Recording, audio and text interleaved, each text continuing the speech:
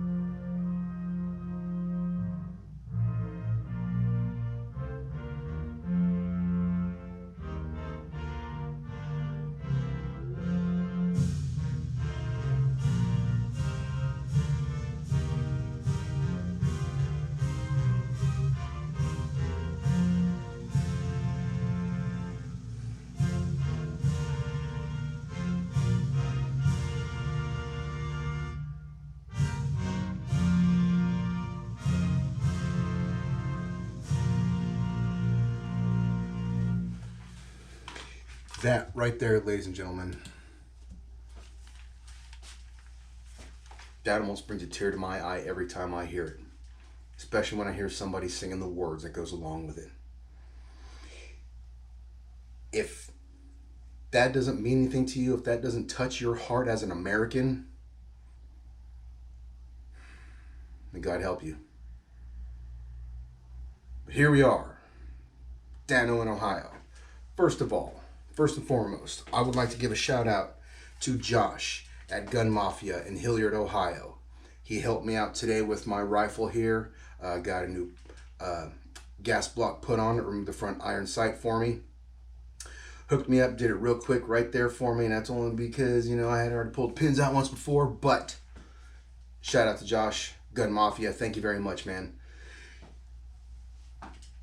Ladies and gentlemen, what I want to give to you this evening is something that a lot of you possibly take for granted, which is the phrase, united we stand, divided we fall.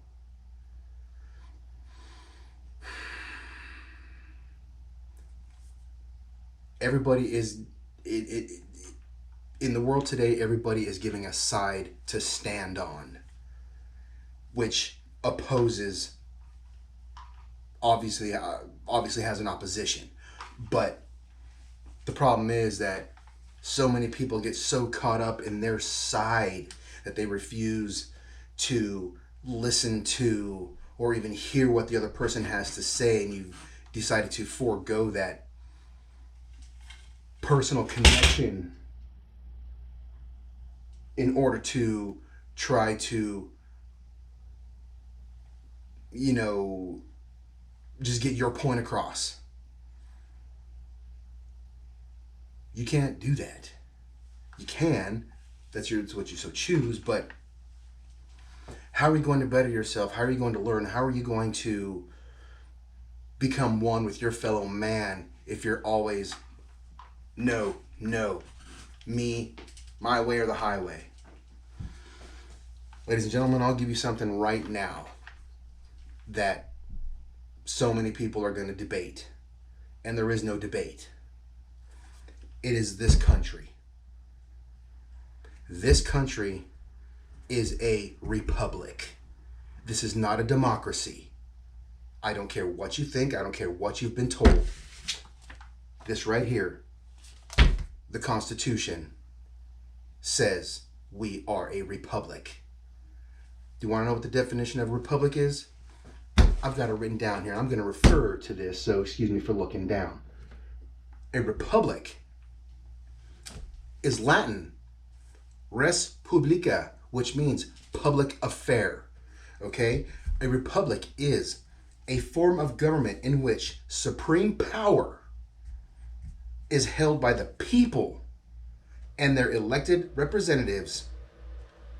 In a republic, the country is considered as public matter, not the private concern or property of the rulers. So that means the elected officials who are the rulers, what goes on within the states and within the people is not their concern. They are not to intervene and tell us what we can and cannot do. We tell them what we want them to do. That is how that works.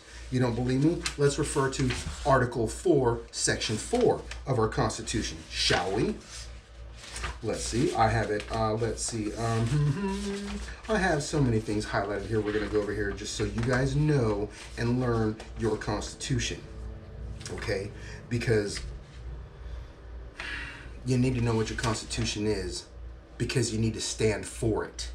We need to stand united for our Constitution, ladies and gentlemen. We are not doing that. Article 4, Section 4 says, the United States shall guarantee to every state in this union a republican form of government, and shall protect each of them against invasion and on application of the legislature or of the executive when the legislature cannot be convened against domestic violence. We are a republic. Sorry to all you democracy fans. That's just how it is. Now, let's get into the Constitution here, shall we? And I'm not going to read or go over the whole entire thing. I'm going to touch on certain points that I think people have forgotten and have begun to, give away our rights, and our Constitution is going to be no more if we don't stand for it. So, first and foremost, the preamble. How many of you remember the preamble? Remember the, Schoolhouse Rock cartoon? We the people of the United States. That wasn't it originally. In order to form a more perfect union, establish justice, ensure domestic tranquility, provide for the common defense, promote the general welfare, and secure the blessings of liberty to ourselves and our posterity.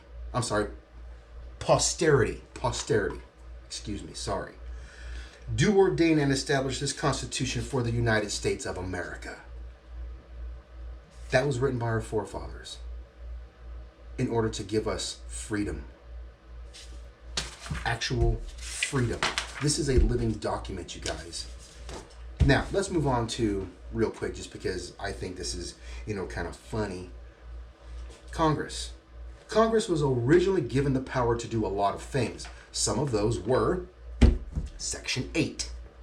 The Congress shall have the power to lay and collect taxes, duties, imposts, and excises, to pay the debts and provide for the common defense and general welfare of the United States, but all duties, imports, and excises shall be uniform throughout the United States.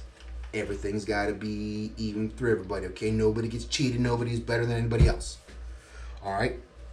This one here is the most important, I think, that is one that was just given away. One of the duties of Congress was to coin money, regulate the value thereof, and of foreign coin, and fix the standard of weights and measures. Do you guys realize what that means? That means Congress is supposed to be in charge of our money. Guess what was it? I don't remember what president it was off the top of my head. Hoover, maybe? I'm not sure. Formed the Federal Reserve. The Federal Reserve is a non-government entity. They are not regulated by anybody. They don't adhere to any rules and regulations. They can do whatever they want with our currency, our money, which, if you take a look around, people, they've been printing money like it's nothing. Gold, the gold standard, we can no longer back our money with gold, which is what it was originally set to be, backed by. And oh man, I can't remember who it was that decided, no, we're not going to have our dollar backed by gold anymore, because you're printing money that's not there. Inflation. What's inflation doing today, you guys? Let's move on, shall we? Another one of the, duties of Congress is supposed to be To provide for calling forth the militia to execute the laws of the Union, suppress insurrections, and repel invasions. To provide for organizing, arming, and disciplining the militia, and for governing such part of them as may be employed in the service of the United States, reserving to the states respectively an appointment of the officers and authority of the training of the militia according to discipline prescribed by Congress. Congress is supposed to be backing the militia. We'll get to the militia here in a second. Now, this thing I thought was kind of interesting, given the day before 9/11 came out and said that we've got, what was it, like $8 trillion or something like that that's unaccounted for. No money shall be drawn from the Treasury, but in consequence of appropriations made by law, and a regular statement and account of the receipts and expenditures of all public money shall be published from time to time. Where'd that money go? Let's move on. Oh, this one is awesome right here, you guys. This one is great. Article 2 of our Constitution. Article 2, Section 4. The President, Vice President, and all civil officers of the United States shall be removed from office on impeachment for and conviction of treason, Joe Biden, bribery, probably Joe Biden, or other high crimes and misdemeanors. Let's go, Brandon.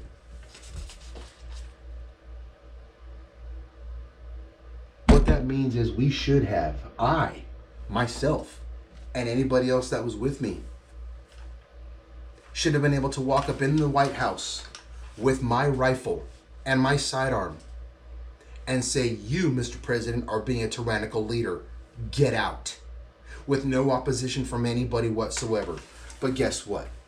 If I try to do that now, I'm an enemy of the state. I'm a domestic terrorist. Patriots are now enemies of the state, you guys, and that's just the way it's become because they want to take our firearms when they are there for a reason. We're going to get to that here in just a second. Article 4, Section 4, I already told you that. It states we are a republic. And it goes on to say who signed everything here. Here we go. The rights of the people. The rights. Do you guys know what your rights are given to you by the Constitution of the United States of America? There's a whole bunch of them there. There's some good ones. You gotta pick one up and read it. Because otherwise you're gonna give them away and they're gonna be gone. And guess what? Freedom is gone. Amendment number 1. Congress shall make no law respecting an establishment of religion or prohibiting the free exercise thereof or abridging the freedom of speech or of the press or the right of the people to peaceably assemble and to petition the government for a redress of grievance. People have tried these peaceful protests and whatnot, and unfortunately there are some operatives that get inserted into these peaceful protests to make them non-peaceful when true patriots are there to stand up for their Constitution, but yet you've got people who don't want the Constitution to live. So let's move on. Amendment number 2. This is my favorite and should be everybody's favorite. A well-regulated militia being necessary to the security of a free state, the right of the people to keep and bear arms shall not be infringed. This is not for hunting This is not for plinking. This is for standing up for our United States Constitution against a tyrannical government.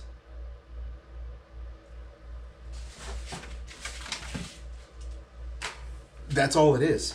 It's plain and simple. It's right there. Like I said, should be able to walk up in the White House. Mr. Joe Biden, sir, you're not doing a fair job right now. You've been accused and have been proven in so many lies. You need to leave. If I do that, guess what? Before I even reach the White House, I'll be shot. Number 4 is a good one too, you guys, and I'm probably going to stop at that because I'm just, there's a lot of things that are in this Constitution and your rights that people, you guys, some of you, not all of you, are giving away, whether you realize it or you don't. I'm going to say you don't because you don't know what your Constitution stands for. Amendment number 4. The right of the people to be secure in their persons, houses, papers, and effects against unreasonable searches and seizures shall not be violated, and no warrants shall issue but upon probable cause, supported by the oath or affirmation, and particularly describing the place to be searched and the persons or things to be seized. What that says is, you do not have to allow the authorities to search your property, your place, yourself, unless they have a warrant obtained by probable cause.